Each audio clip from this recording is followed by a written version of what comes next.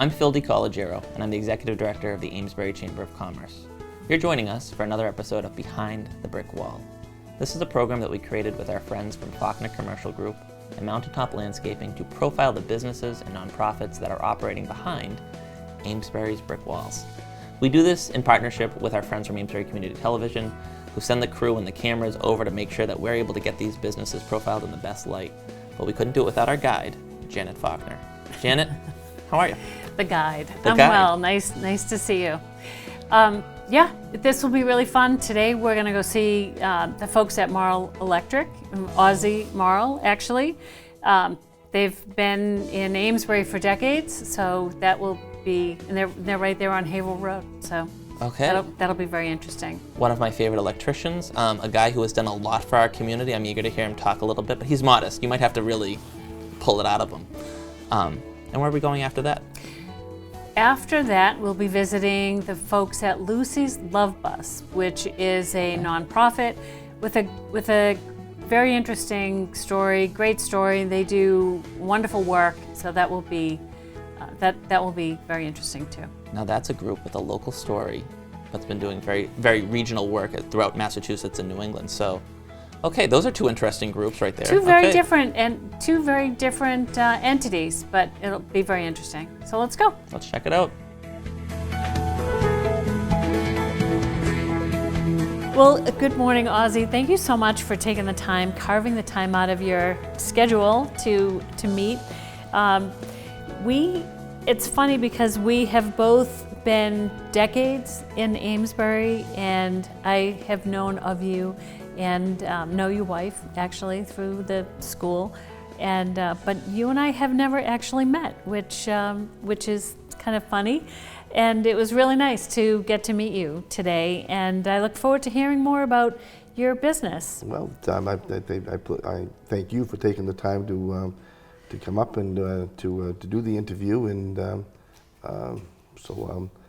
I guess we'll get going, and if you've got questions, I'll try to give answers. Yeah, tell me, so your business, you've been around, I see from your sign, since 1979.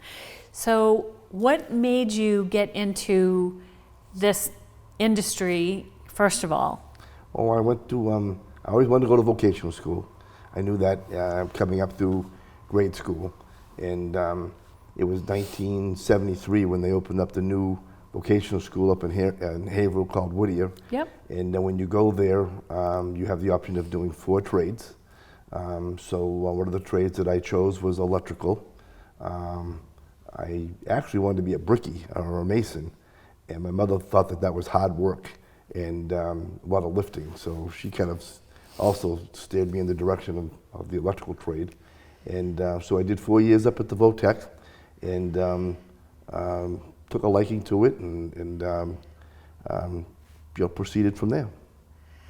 And where did you, so when you left vocational school, you left with a certificate and then you had to become licensed, or are you licensed, are you able to get licensed before you graduate? No, so the Votech gives you so many, what they call hours in the trade. Yep. And they give you so many hours in the classroom, but then it's up to you to finish like going to college.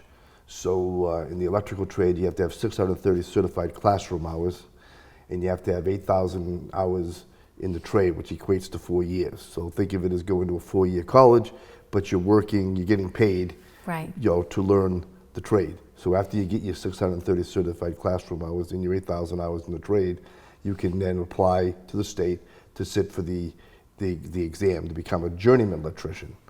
Then if you want to become a master electrician, you basically got to do another year of schooling, another 150 hours of schooling, and another year in the trade. Then you can sit for your master's. And then, after that, you either work for a contractor or there's always that opportunity to go in business for yourself, but it's not always, as you well know, being a business person, it's not always what they call roses. Yeah, people think it's easy. So I got licensed first as a journeyman, and then I went back and got my master's, and I now carry my master's in 4 states. So I'm licensed in Mass, New Hampshire, Maine, and Vermont. is where we do. We don't go to Vermont every day of the week, but I actually could go up there. I would at the time there was a day when I was doing a lot of nursing home work that required me to have the additional licensing in like Vermont and Maine. So one brand of nursing homes or something, and you had the contract to handle all of their nursing homes? Yeah, the company that I worked for had 62 homes in New England, and so we did a lot of their door security and their nurse call. We did their general wiring as well, but we specialized in door security and nurse call. And this particular company wanted to have all their facilities uniformed with when it came to in the world of nursing homes. Door security is important. That the residents, especially if it's an Alzheimer's or dementia unit, don't get out, because if they don't get out, door security, call buttons, all of that, that you don't really think about. Fire alarm goes off. Right. If there's a resident that needs help and they push the button, if you've been into a hospital or a nursing home and the call light goes on at the nurse's station, the call light goes on outside the door. But we specialize more in the actual door security of the doors to the units, and getting into the facility, getting out of the facility, basically making sure the whole facility was secure. Great. So there's a lot of responsibility and a lot of important work that's needed, which is interesting, because I think the average person doesn't notice those things. So that created a lot of business for you. But Good. It did for until they sold the homes, and then we had to move on to something different, like generators. So tell me about that. So this is a great setup here, and we talked a little bit about the generators, but tell the public. I think generators have become a daily conversation in households. They become with outages, our storms being a little bit more frequent. Our outages being a little bit more frequent, a little bit longer. People have really looked into this, just the standby power, for many reasons.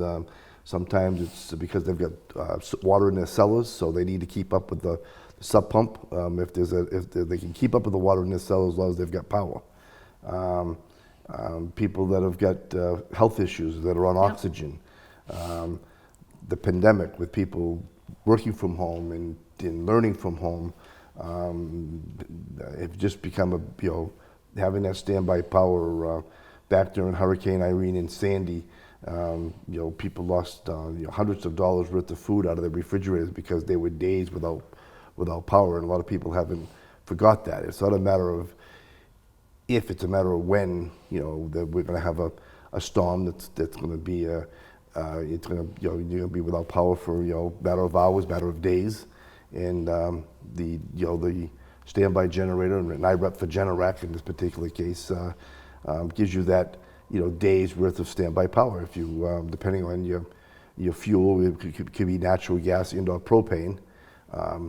You've got days worth of standby power. So if you have gas, so if you have natural gas and you have a generator, then how long can this run? With natural gas, you have an unlimited fuel source. Yep. So it can run for where with propane, we have to calculate we typically calculate for a 4 or 5 day outage. So we'll have enough propane in storage with the tanks that you see in the side of somebody's house, and they're typically 120 gallon tanks. So we'll put 2, sometimes 3 tanks, and that'll give them a minimum of 4 or 5 days of run time.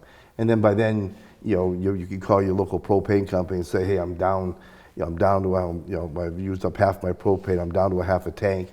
And, you've seen, for sake of conversation, Eastern Propane's big storage facility over on the Hunt Road. And they, so they'll come out, within, same day and top you off if necessary. If you need more propane. Yeah. Great. So you do a lot of generators, and then do you do commercial and residential? Oh yeah, we're very electric? diversified. We do residential, commercial, industrial. So we're a very diversified company, and when one day we could be digging trenches and laying pipe, and the next day we could be changing a service on the side of somebody's house, and the next day we could be putting in recessed lighting and or fluorescent lighting in somebody's new office. It's just become a big part of what we do in a nice,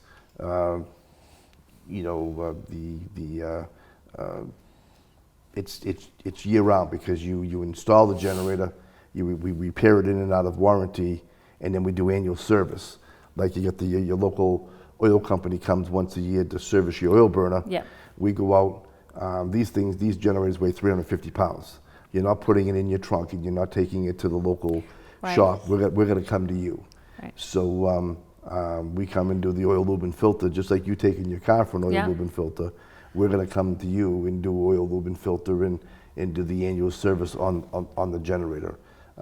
But we still do our everyday residential and everyday commercial, and many of the local businesses in the community are callback accounts of ours. Again, we're very diversified. Now, you have, I see your trucks all the time. I'm sure it's not the same truck. How many people do you employ here in town? We have 12 people in the field, and 2 gals in the office, and my wife and I. So I guess if you did the math on that, that's about 16 of us total. But I put, if everybody shows up for work, and somebody isn't on vacation or out sick or having to stay home with the kids because somebody else has got to work. If everybody shows up, I've got typically 12 in the field, and then the 2 gals in the office. Now, you had mentioned about the Whittier Vocational. I didn't know actually that had been open that long. I think that we're about the same age, so that when you graduated, I was graduating high school as well. But you mentioned something when we were chatting before the interview about interviewing people, that you're interviewing someone from Whittier. So do you still have a connection with Whittier Vocational? My class was the first 4-year class. So they opened the doors in September of '73, which was my freshman class. So this school was talked about all through the '60s. And hyped up, and then they had to build it. And if anybody's ever been there, it's a very big school. So once they determined where they were going to build it and obtained the funding to build it, that all happened while I was in grade school through the '60s. And finally, in '73, they opened the doors. And again, I was the first 4-year class. Yep. And there'll always be a spot in my heart for the kids coming out of the VOTEC, because that's where I got my education, and I think it served both my wife and I. She's also a Whittier grad. Oh, really? I didn't know that. That's where we met. Okay. It's done us well. Probably at least half, if not more, than my employees come out of the VOTEC.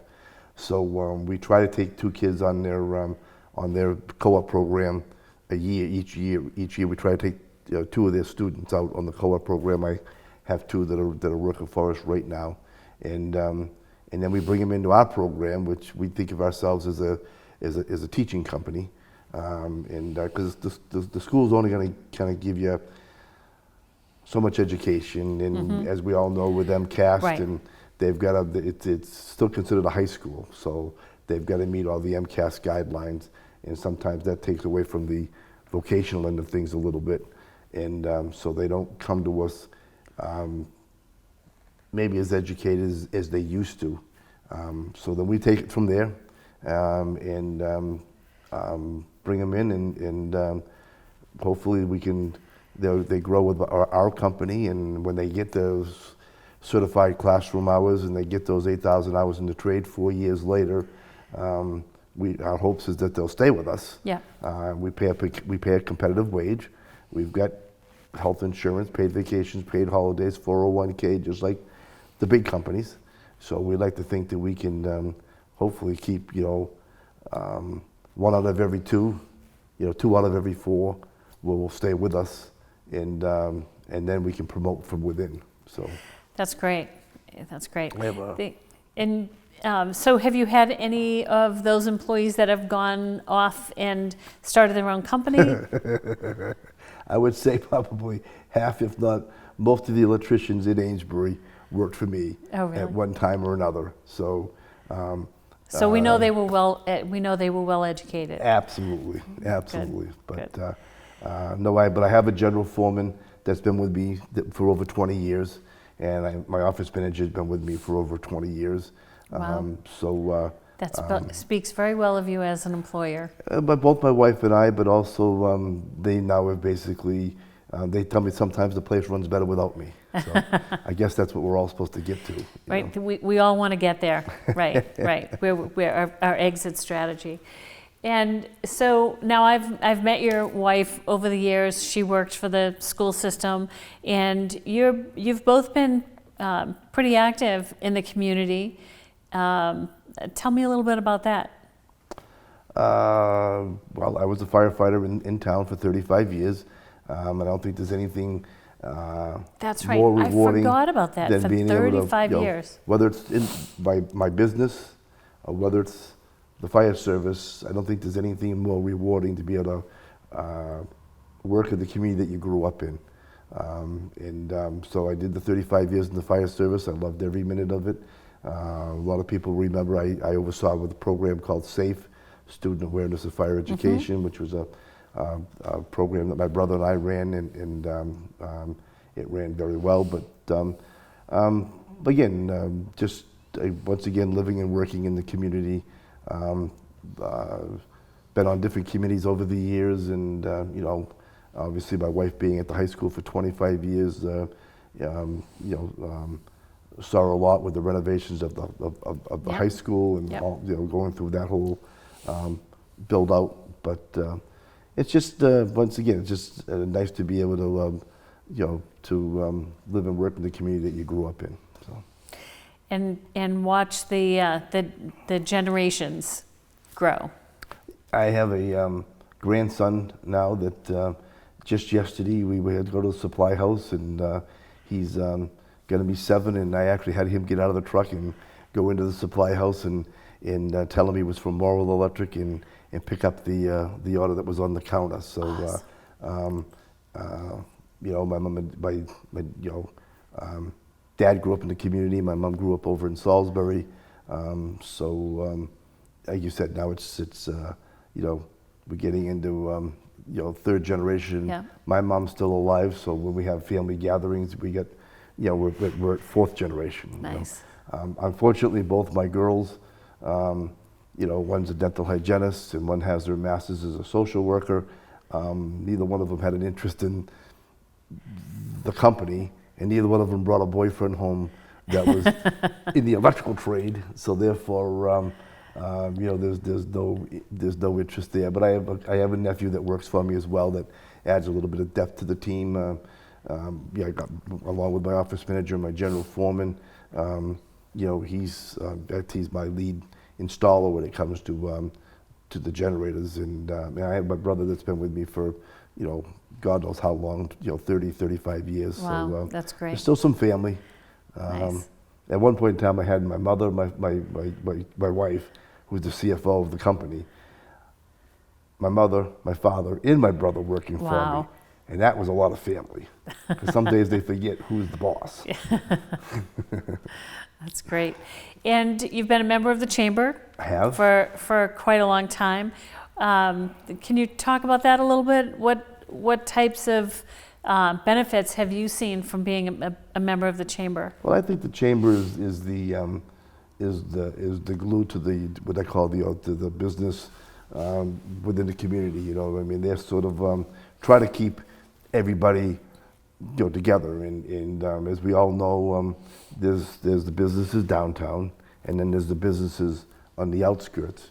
And I think what the chamber's tried to do over the last, in my opinion, the last say 5 or 10 years, is try to bring in some of those businesses that are on the outskirts, and bring them in and get them involved with the chamber as well. So it's just not the thinking of it as the downtown folk, so you get, because you do have a lot of businesses that want to participate in the chamber, but they're on the outskirts, so you got to Right. reach out to them. But I look at the chamber as just that, the glue, and they try to, have the circle within the circle, and when they have the gatherings, once a month, once every couple of months, and you get to go up and see Shay's new building. Yep. Or you go up and try a little of the food at the Shaheen Brothers. Some of these companies that are on the outskirts. And when asked, you got Peter from Shaheen Brothers that's been very involved with the chamber the last few years, and then you do that, networking, and if you go to some of the networking and in businesses, and you trade business cards, and the next thing you know, you're doing business with one another. Exactly. And I think that's what the chamber is good at, is just creating friendships, and one business meeting another business, and I didn't know that, and geez, I didn't know that, and the next thing you know, Right.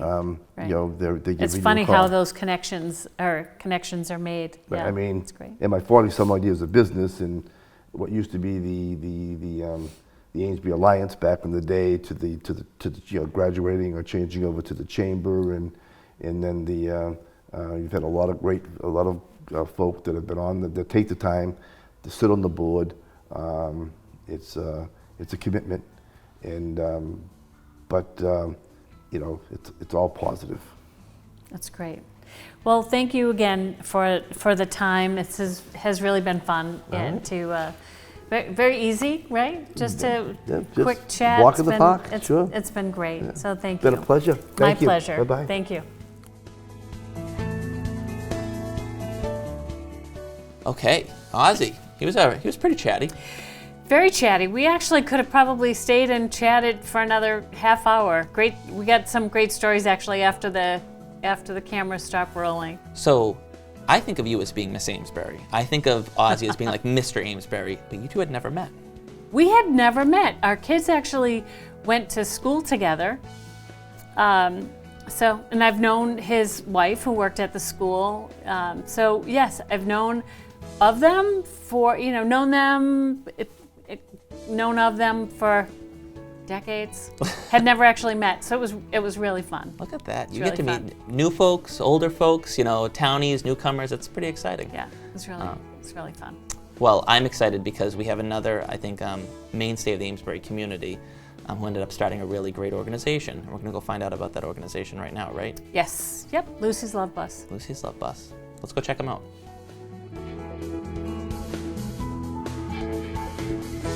Good afternoon, Jackie. I'm so glad to get to meet you, and thank you so much for carving out the time to do this little interview and tell us about Lucy's Love Bus. So I understand you are relatively new as the executive director. And so tell us a little bit about how Lucy's Love Bus came to be for people that maybe don't know the story. Sure, yeah. So I am the new-ish executive director. I took over June 1st, 2022, but I've been at Lucy's Love Bus for 9 years. And so Lucy's Love Bus, we are a childhood cancer charity. We provide free integrative therapies and holistic support to children with cancer and their families in New England. And Lucy's Love Bus was actually founded in Amesbury and has been headquartered in Amesbury since our founding. Lucy Grogan is the name of our founder, and she was diagnosed with AML, the adult form of leukemia, when she was just 8 years old. And through the support of the local Amesbury community, this was back before there were things like GoFundMe, and just through word of mouth and Amesbury being such a tight-knit, generous community, everyone rallied together to raise funding to support Lucy and her family as she went through cancer treatment. And so thanks to the support from the community, Lucy was able to receive different integrative therapies that were some of the only things that helped her during her treatment. So things like acupuncture was one of the only things that brought her any relief from the nausea of cancer treatment and chemotherapy. She also received massage, she did therapeutic horseback riding, and because it was some of the only things that helped Lucy, she said, why can't everyone, why can't all of my friends that also have cancer, these other kids, why don't they have access to this? And so her mom, Beecher Grogan, our former executive director and our current caregivers program manager, told Lucy, this is only because of our friends in Amesbury. This is, they gave us enough money that we can pay for these extra things that help. And so Lucy decided that when she was done with cancer, she wanted to make sure that all the kids who had cancer right now had access to these integrative therapies that helped them get some relief, have some fun in some cases, and just were things that helped and didn't hurt. So sadly, Lucy did pass away in 2006, but Lucy's Love Bus has been continuing since then. Lucy's dream lives on, and we have helped almost 2,000 kids with cancer in New England since that time. Wow. So, and all from Amesbury. Really, the community of Amesbury helped inspire Lucy's Love Bus in a sense. And so from here, we are able to support hundreds of children, and now their children with cancer, and now their siblings and parents in New England every year as well. That's phenomenal. Yeah. And it must be so rewarding to be able to work for an organization that does so much good. Yeah, it definitely is. And sometimes people say, your job must be so sad, so difficult, but Lucy's Love Bus really is the bright spot in all of this treatment. We help kids who have cancer. We empower them with the choice of what they do with their body when they often have no say at all when they go through these medical treatments. And so Right. we give them a chance to say what feels good and to do that. And to find things that make them feel better, Mm-hmm. that are out of the ordinary medical treatment, but things that are fun, that help them. That's great. Exactly. That's really great. What did you do before this? So I started at Lucy's Love Bus right after I graduated from college. I went to Northeastern University in Boston, and we have a co-op program there. And so Beecher founded Lucy's Love Bus and ran Lucy's Love Bus on her own as a volunteer for many years before enough money was raised, thanks primarily to the Amesbury community, for her to come on full time and really grow Lucy's Love Bus into what it is today. And so when Beecher was working elsewhere to be paid, that is actually where I did my co-op at a Boston nonprofit. So Beecher and I met there. We worked together as I was going through the rest of my undergraduate degree, and then when I graduated, the second paid position at Lucy's Love Bus was available, so she hired me, and that was 2013. So there was just the two of us for quite a while there, but Lucy's Love Bus has really grown. We have a staff of 4 right now, and that was going to we'll be my growing. next question. How many people in the organization? How many and you do events still, right? Fundraising events? Yes, definitely. We have our new annual event is coming up in May. It's called the Butterfly Benefit, and that is at Riverwalk Brewing. There will be more information available on our website, but we're really excited to really be getting back into the Amesbury and greater Amesbury community with our events. We've had an annual skydiving event up in Maine up until this point, and it's been so much fun, and this was our 6th and final year, and in response to a lot of our supporters really calling for a more feet on the ground fundraiser, we'll be focusing on that in May, but we're definitely getting back into a lot of the local Amesbury community events as well, which has been really exciting. That's great. And you are members of the chamber. Yes, we are. And how has that helped you? That has given us so many opportunities to meet all of the different businesses around Amesbury. Like I said, Lucy's Love Bus started in Amesbury, and when I started at Lucy's Love Bus in 2013, so today we're at the Carriage Mills building at 21 Water Street, and when I started we were also in this building, but we were on the 2nd floor, and we were in an office that was the size of our 3rd floor bathroom.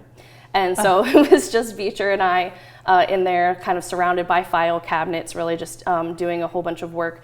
But Amesbury, to see the transformation that Amesbury has made from 2013 till today is absolutely incredible.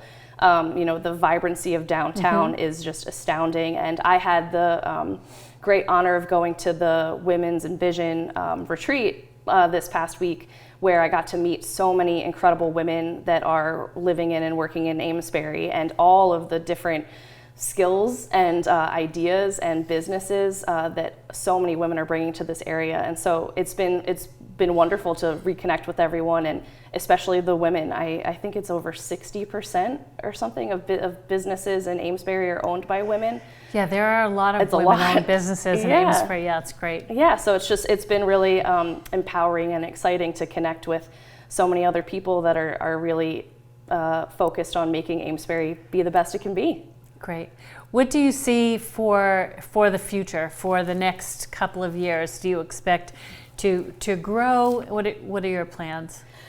So we had our first strategic planning meeting of Lucy's Love Bus in this past May, and what we really decided, our board, our staff, and with the input of our community, was to really deepen our impact in New England. So we are based in Amesbury, and we primarily serve families in Massachusetts, but we also help children with cancer and their families everywhere in New England. We especially have a lot that are coming to us from Connecticut. But in all New England states, we've decided, rather than considering expanding nationally, we just want to make sure that we're supporting the full family of children with cancer in New England. So just this year, we added 2 more programs. One is called Sajni's Siblings, and so now we pay for integrative therapies for the siblings of children with cancer as well. And we give those siblings a chance to decide if they want to participate in an integrative therapy with their sibling who has cancer, or if it's something they want to do on their own, because they don't often get to be the center of attention. Right. So that's been a hit, a real joy to see all of the families that are interested in that and providing siblings this chance to do something fun, either on their own or with their sibling. And we also just launched our Eileen's Caregivers program, which is supporting parents and caregivers of these children with cancer. And that we do pay for integrative therapies, but we also pay for things like mental health counseling, sometimes co-pays or the full cost if insurance doesn't cover it, respite care, and respite weekends, either at our program manager's farm in Maine or other partner locations throughout New England, and as well as direct one-on-one support. So Lucy's Love Bus is now the only nonprofit in the nation that provides free integrative therapies to the entire family of a child with cancer, regardless of the child's phase of treatment. So anyone who is diagnosed with cancer before the age of 21 in New England is eligible for support from Lucy's Love Bus. Wow, that is, I had no idea. So it's very new, we're very excited. Very interesting. Yeah, so continuing to expand those programs is really our goal for the next few years, and making sure that every single family who is eligible for our services, because it is more than most children who have finished cancer treatment. A lot of times they're not eligible for other organizational support, but they're eligible for support from us. And so just making sure to get the word out there, letting them know just because you're done with cancer treatment, you and your family are never really done with cancer. Those late effects are still there, and so we want to make sure these families know Lucy's Love Bus is here to help. Excellent. It's that you gave so much great information, and I'm so happy to have the opportunity to be able to just talk with you, and to, you're here at 21 Water Street. Yeah. You're behind the brick walls, as is the theme of these interviews, but people don't really know what you do, and we see the name, we know the name of the organization, but thank you for the opportunity to share. You're doing such great work, and we appreciate you. So thanks for letting us share your story. Thank you so much for letting me share it. It's great.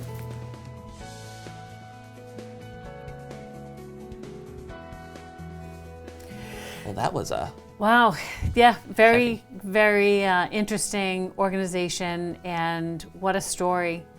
Started from such a heartbreaking event with the loss of a child and childhood cancer, and it's amazing to see the work that they do to support people that are going through cancer treatments, but also the caregivers and give support to the entire family. So it was really wonderful to see what they do over there on Water Street. I think that the positive ripple effect from something that was so tragic, that they are continuing to be able to touch families in such a meaningful way and in Lucy's memory. It's very cool. And it's happening, right here on Water Street. Right here in town, and I had no idea, really, that they did all of the programs that they do and all the support services that they provide. It's a shame that there's such a need, but it's wonderful to know that they're there, and I'm glad to be able to give them a little bit of exposure. Well, thanks. So maybe people can help support what they do. I mean, I learned a lot, so thank you for shedding more light on the great work Lucy's Love Bus does, and everything that happens over at Morrill Electric and what Ozzy Morrill does and his team. So today's been a pretty cool day. It's quite a community we have here in Amesbury. I mean, some of it was brick wall, some of it was, kind of like behind the shed wall a little bit, I think, for Ozzy, but they really are great businesses. They don't like businesses and nonprofits. They don't like to toot their own horn, but we're glad that we can do that, and we're able to do it because your team at Faulkner Commercial Group allows us to have this program. Mountaintop Landscaping allows us to have that program. And then a round of applause for our friends at Amesbury Community Television, because that group of staff and the work that they do and the ability to be able to use their equipment in their studio here, it wouldn't be possible, of course, without them. So thank you. And to be able to shine some light on all of the great things that are going on in town, and the people that are working hard every day in the community. It's great. Thanks for the opportunity. No, I mean, they're workhorses, and if anybody ever doubted that, just look at our threads of trying to schedule these times to go and visit businesses. Yeah. But it's been challenging, but hey, it's been really, it was really very interesting and rewarding to hear what they're doing. It's been fun. Good. So until our next fun adventure, this is the end of yet another good visit of Behind the Brick Wall. Thanks, Janet. Thank you.